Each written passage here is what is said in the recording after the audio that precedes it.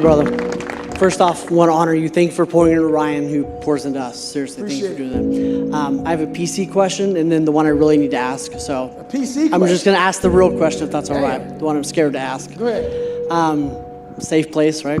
My wife told me a week ago she's going to divorce me because she wants easy and something different. It's so fucking with my head. You said your wife wants to divorce you? Yeah, she's about to. Yeah, you brought that and nobody shit knows. live, Yeah. boy. Yeah. And it's fucking with my head, my self-confidence, and what's your advice on how to navigate through shit. it? Honestly? Yeah. Have you been good to her? Yeah. Real good? I can do better. I'm gonna be real. Yeah. Fuck her. I'm not trying to be mean. She doesn't want you anymore. Okay? Yeah. That's a hard reality. Yeah. I've had several motherfuckers not want me anymore.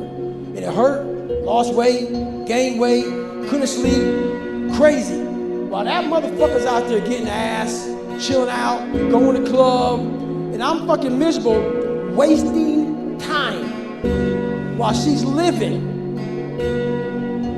It's a real easy answer. You gotta get back out there. I'm not saying get back on the horse, but you gotta stop the feelings you feel right now. Yeah. There's something, like I said, there's something that everybody's dealing with.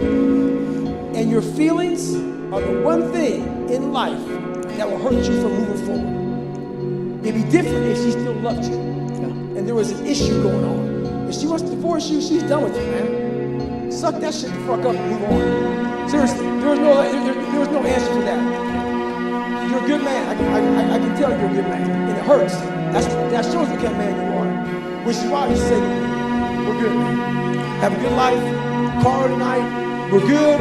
I'll give you the fucking divorce. And you step out. There's a whole bunch of people who like your